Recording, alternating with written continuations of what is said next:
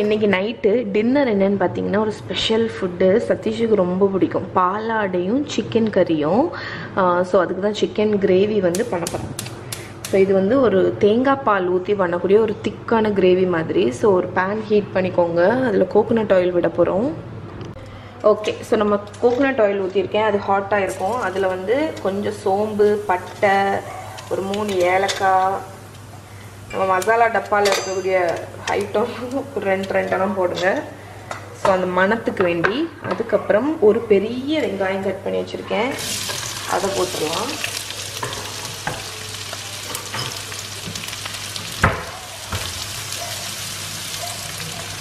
So வெங்காயம் வந்து கோல்டனாக கொஞ்சம் ஃப்ரை ஆகணும். அதனால் அதை வந்து மிக்ஸ் பண்ணி விட்டுடலாம். ஸோ இது ஃப்ரை ஆகட்டும்.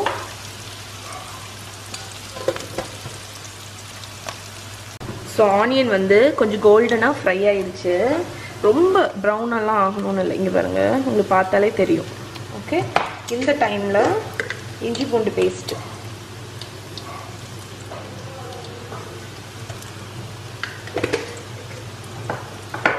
ஸோ இஞ்சி பூண்டு பேஸ்ட் போட்டு கொஞ்சம் வதக்கி விடுங்க.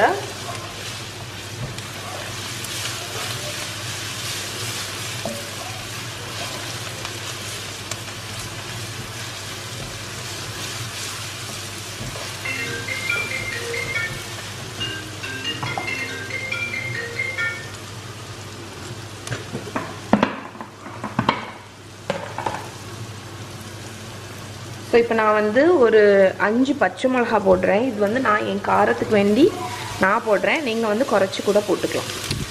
ஓகே, ஸோ பச்சை மிளகாவும் வதங்கட்டும். இந்த டைமில் நம்ம தக்காளி போட்டுடலாம். நான் ஒரு 2 பெரிய தக்காளி வந்து அரைச்சி வச்சுருக்கேன். ஸோ அதை போட்டுடலாம்.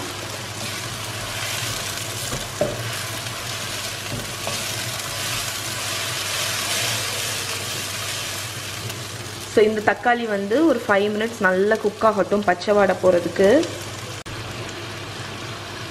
ஸோ கருவேப்பிலை வந்து ஃபஸ்ட்டு வெங்காயத்துக்கு கூடயே போட்டு வதக்குங்க. நான் மறந்து போயிட்டேன், அதனால் இப்போ வந்து கருவேப்பிலை போட்டிருக்கேன்.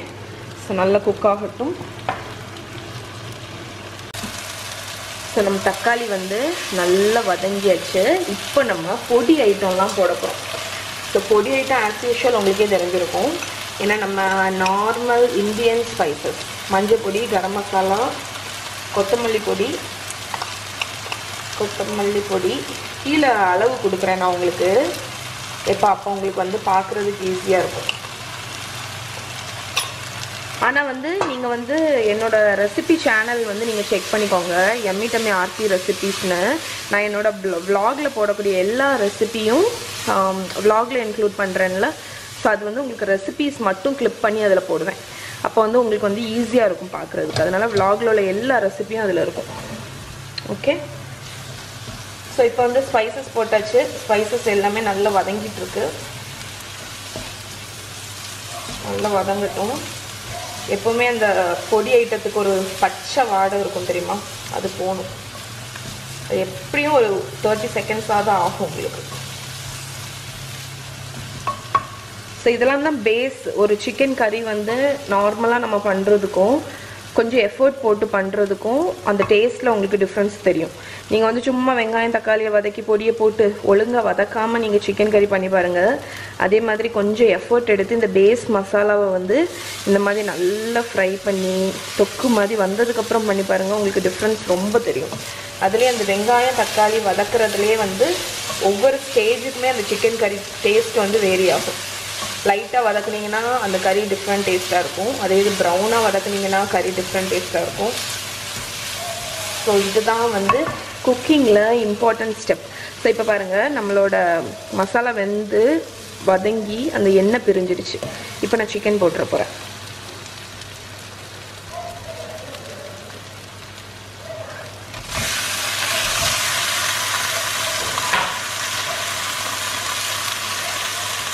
ஸோ சிக்கன் எல்லாமே பெரிய பீஸாக தான் கட் பண்ணி வச்சுருக்கேன். அது கூட உப்பு. ஸோ இதை போட்டுட்டு அந்த மசாலாலாம் நல்லா வதக்கி விடும். அந்த மசாலாலாம் அதில் பிடிக்கணும். அதுக்கு ஒரு 5-6 நிமிஷமாவது இந்த இதில் வந்து நல்லா பரட்டி விடுங்க.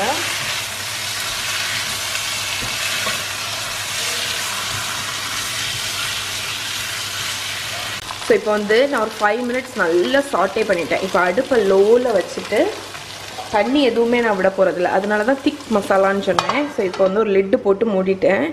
இது வந்து ஒரு 15 to 18 மினிட்ஸ் வந்து லோ ஃப்ளேமில் இருக்கட்டும். நீங்கள் குட்டி குட்டியாக யூஸ் பண்ணுறீங்க பீஸ்னால் குறைவாக இருந்தால் போதும். ஃபோக்கஸ் ஆகு. ஸோ குறைவான டைம் இருந்தால் போதும். கொஞ்சம் எனக்கு பெருசாக இருக்கிறதுனால 15 to 18 மினிட்ஸ். இடையில கிண்டி கொடுத்துக்கோங்க. கம்ப்ளீட்டாக வெந்த உடனே காணிக்கிறேன். தண்ணி விடலை, இந்த சிக்கனில் உள்ள தண்ணியே வந்து அதிலே வேகும். ஓகே, இங்கே பாருங்கள், நம்ம தண்ணி எதுவுமே ஊற்றலை, ஆனாலுமே அதுலேருந்து நிறைய தண்ணி வந்திருக்கு.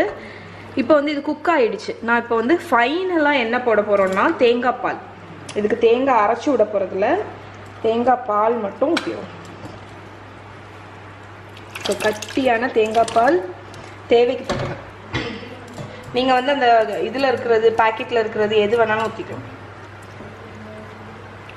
ஸோ தேங்காய் பால் ஊற்றுனதுக்கப்புறம் நல்லா மிக்ஸ் பண்ணி விடுங்க.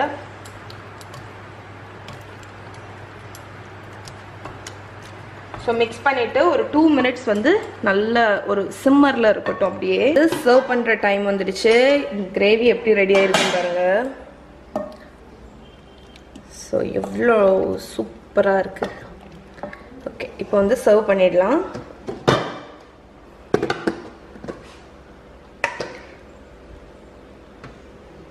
ஸோ அவ்வளோ லேஸாக சாஃப்டாக இருக்குது. இது வந்து வீட்டில் செஞ்சோன்னு வைங்களேன், எவ்வளோ உள்ளே போகுதுன்னே தெரியாது.